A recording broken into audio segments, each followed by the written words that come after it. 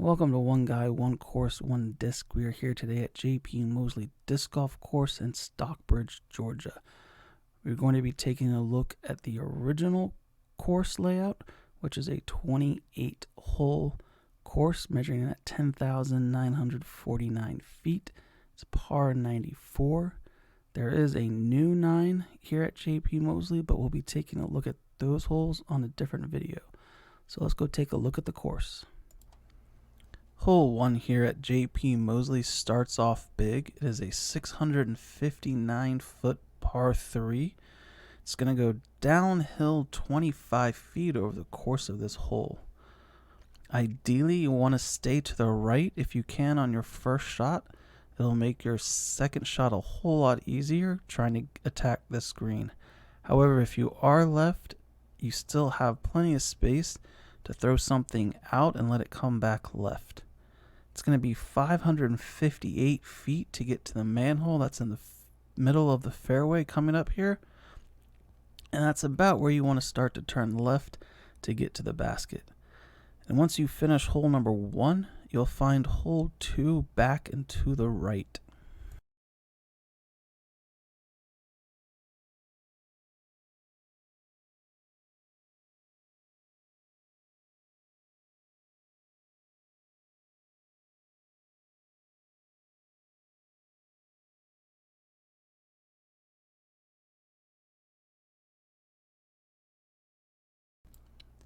Hole 2 is a 197-foot par 3 that swings right to left. It's going to go downhill 12 feet. Hopefully you can miss all these guardian trees that surround the basket. And once you finish hole 2, you'll find hole 2A to the right, right next to the tee pad for hole 3. Hole 2A is a 302-foot par 3.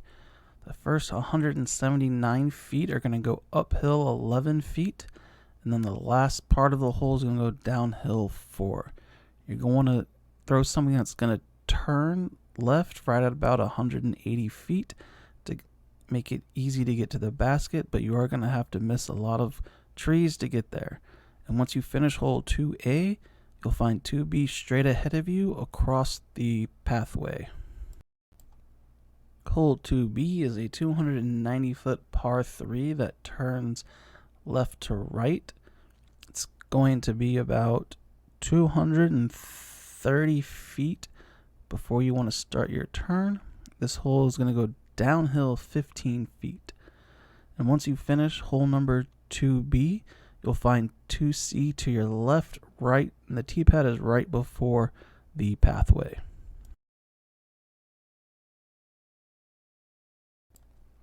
Hole 2C is a 293-foot par 3 that's going to go downhill about 5 feet. You're going to go straight for about 202 feet, and then you're going to turn to the right to finish off this hole. And once you finish hole 2C, you're going to advance to tee pad 3, which will be straight ahead of you off to the left a little bit.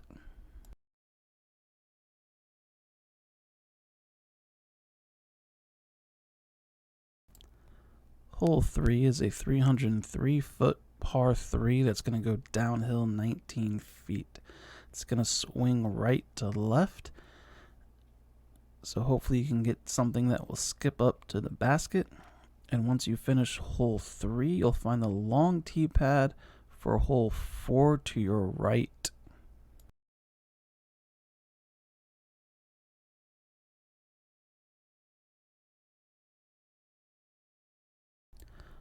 Hole 4 is a 255-foot par 3 that's going to turn immediately to the right, and then it's going to be pretty much straight ahead once you make this 90-degree turn. And once you finish hole 4, hole 5 is to your left, and hole 4A is going to be to your right down a path across the pathway.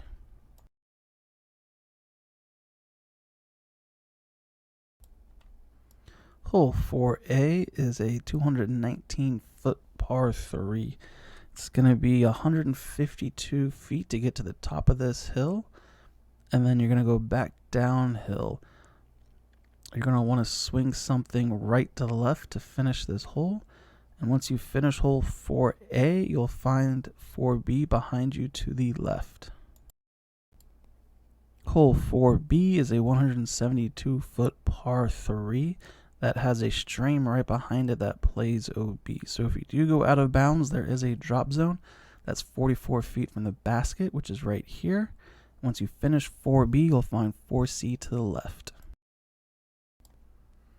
Hole 4C is a par 3, 218 feet that goes uphill 14 feet. You're going to have to weave your way through all these trees to get to the basket, and hopefully you can get there. And once you finish hole 4C, you're going to find 4D to the right.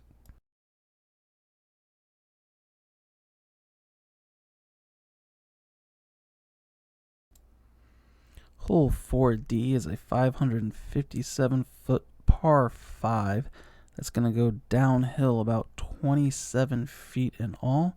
It's 167 feet to get to the bottom of this hill here. You're going to want to swing something right, and then you're probably going to go about another 200 feet, and then you're going to have to swing something back to the left to get to the basket. But once you finish hole 4D, 4E is going to be to your right.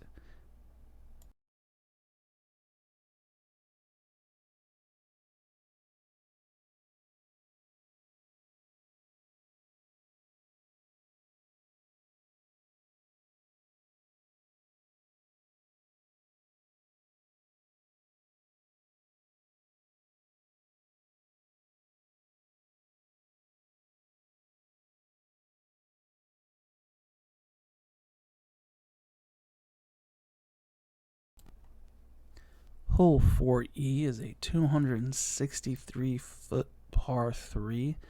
This hole swings right to left the entirety of the hole with some fairly decent gaps to get through, so hopefully you can avoid all these guardian trees and get to the basket. Once you finish 4E, you're going to walk down this path to the left to get to 4F. Hole 4E finally gives us some relief from the tight woods. It's a 242-foot par 3. It swings left to right the whole way to the hole, and you'll find the basket in this little tree cove here right in front of us. And once you finish 4E to get to hole 5, you're going to go straight and follow the path on the other side of the footpath. Hole 5 is a 244-foot par 3 that's going to go uphill 10 feet. You're going to have to hopefully throw something fairly straight to get through these trees. But then once you finish hole 5, you'll find hole 6 straight ahead of you.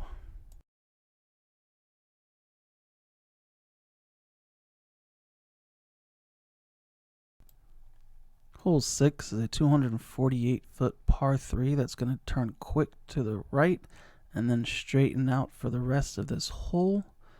And once you finish hole number 6, you're going to find hole 7 straight ahead of you in the opening.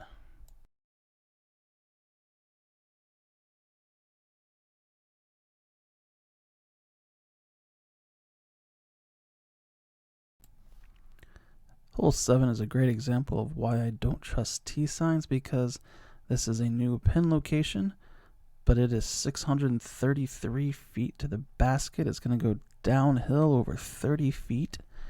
You're going to have to throw something around 450 feet if you want to get to the mouth of this gap that we're going to be coming up to here shortly.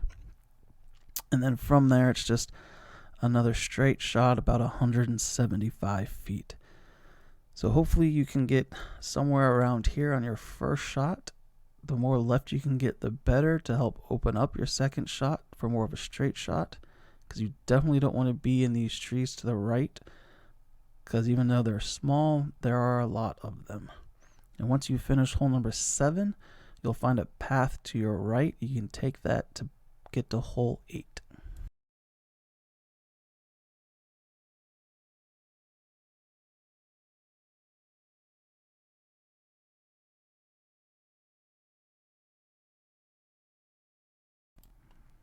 Hole 8 is a 939-foot par 5 that goes downhill 30 feet. You're going to want your first shot to go to the right here, and hopefully you can get it into this field. And then ideally you want your second shot to hopefully get past this tree line here. It's going to be 579 feet to get to this creek bed.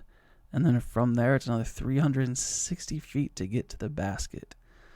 But ideally, you're going to want to swing something out right and let it crash back left to the basket. And once you finish hole number 8, you're going to find hole number 9 to your left. It's on the footpath where it goes through the tree line.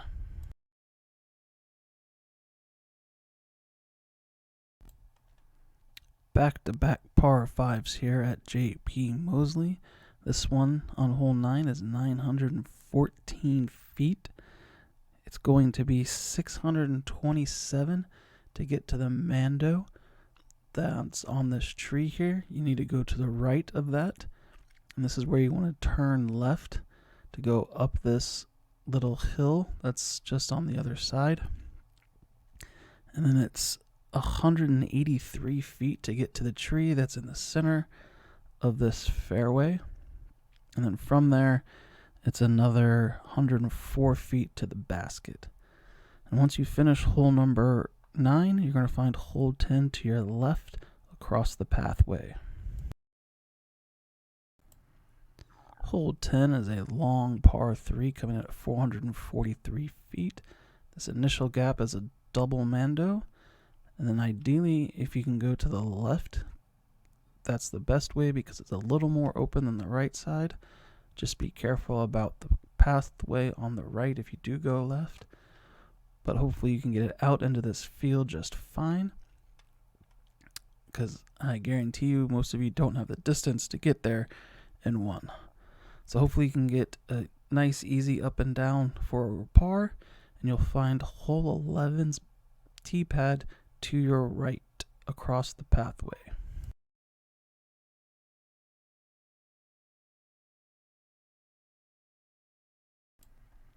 Hole 11 is a 280-foot par 3. It plays as an island. It is 252 feet to the front. This tee pad here plays as the drop zone, which is 158 feet to the basket. And it's 347 to the back of the island, and it's 70 feet wide. So hopefully you can get it here in one. To get either a birdie or a par, you'll find hole 12 back and to your right. Hole 12 is a 287-foot par 3 that goes uphill 10 feet. Depending on the basket placement will probably depend on which gap you take. Right now this left gap is the easier for this basket location. But it's about 214 feet to about here and then 73 feet to the basket. Once you finish hole 12, 12A will be to your left at the tree line. Hole 12A is a 335-foot par 3 that goes downhill 13 feet. It's a wide open hole, so just throw whatever you feel like that will get you to the basket. But once you finish hole 12A, you'll find the black tee pad for hole 13 back up the hill to the right, and it's on the pathway.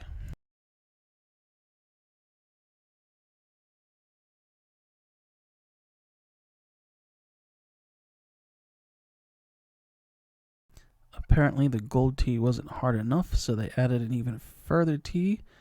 It's a 1,084 feet par 5 here for hole 13. You're going to want your first shot to definitely get past this fairway. So just remember to throw your disc low on this first shot because you don't want it stalling out too early. If you land before the pathway, it's going to make getting par a lot more difficult, which I found out. This fence line on the right plays as out of bounds, so ideally you're going to throw something out to the right and let it swing back left to make this hole safer. It's pretty much four of the exact same shots. If you have the distance, hopefully you can get the easy par. If not, there's a good chance you'll be taking a bogey on this one. And once you finish hole 13, hole 14 is through your right on the other side of the fence. Hole 14 is a 272-foot par 3. It's a fairly straight shot with a slight left finish.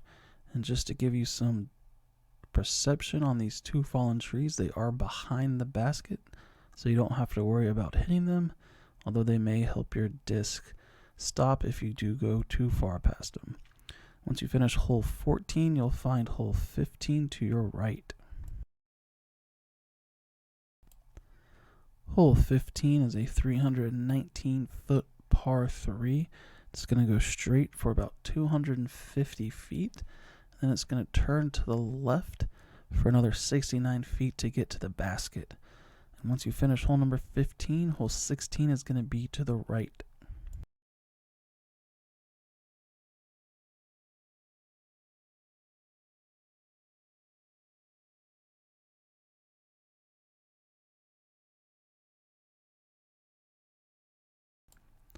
Hole 16 is a 251-foot par 3.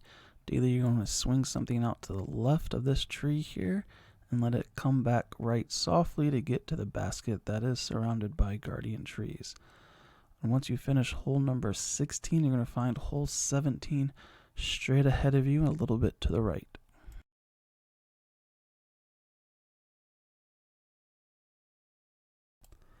Hole 17 is a 350-foot par 3. The gap here is about 10 feet, and it's going to take 205 feet to get out of the trees into the opening. But once you do, it should be smooth sailing to the basket. And once you finish hole number 17, hole 18 is going to be straight ahead of you to the right.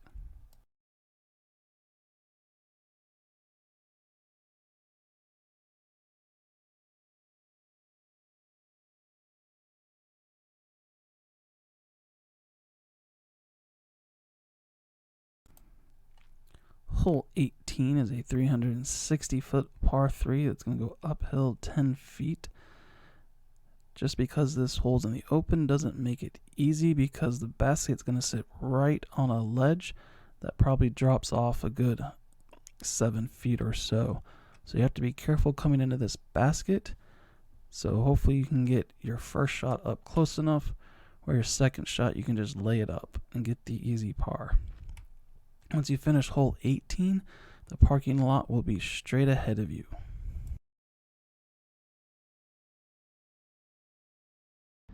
Now that you've seen the course, let's take a look at today's disc. It is going to be the Prodigy H5. It's a 9-speed, 5 -3-1. So let's see how it flies here at JP Mosley.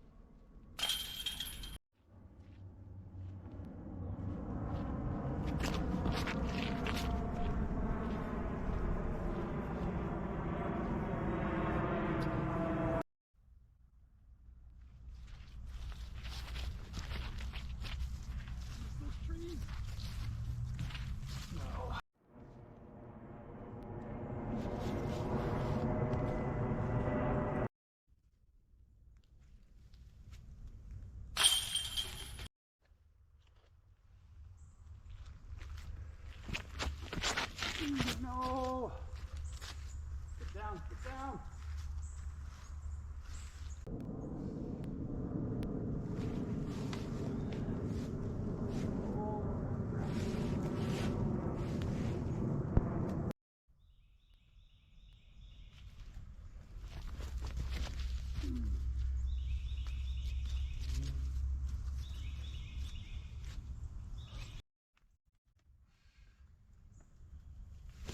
Oh, gosh.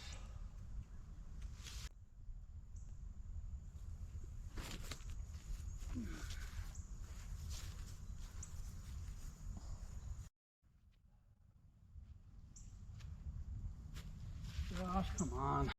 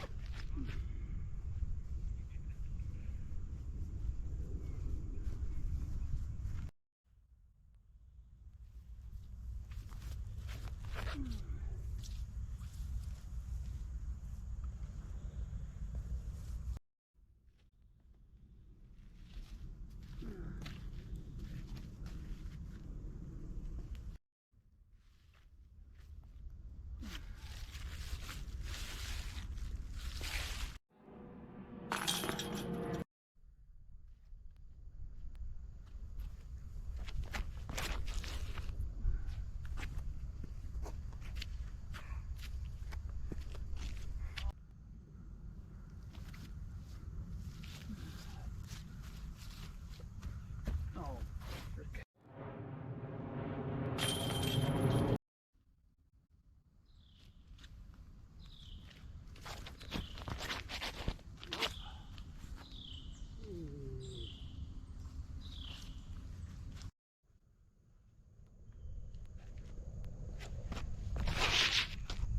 Oh, gosh.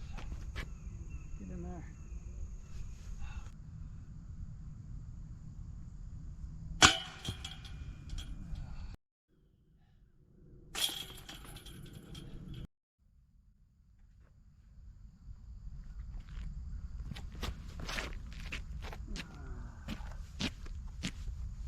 Oh,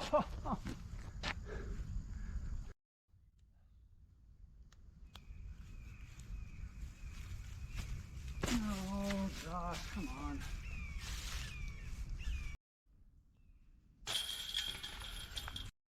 Oh,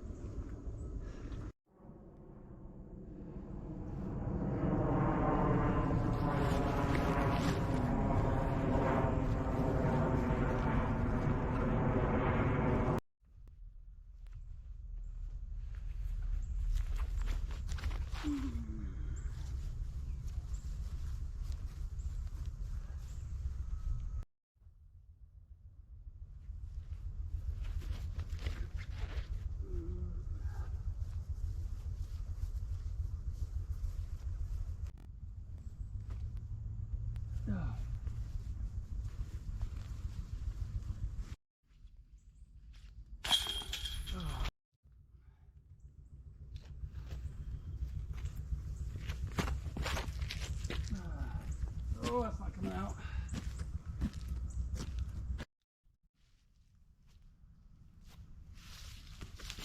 Oh.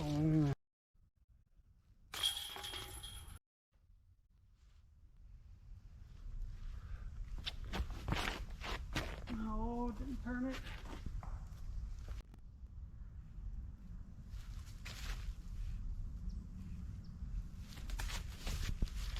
Dang it.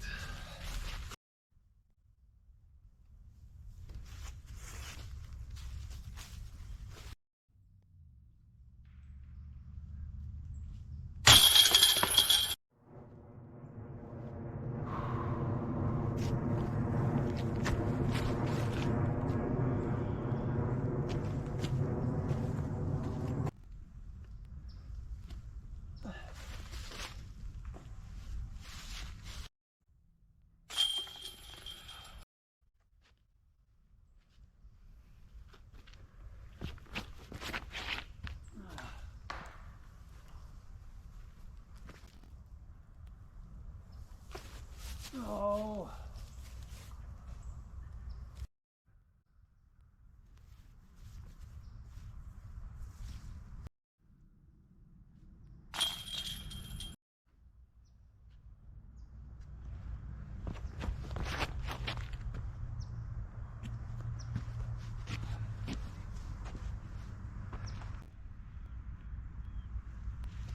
Oh no, nope, nope, nope, good tree.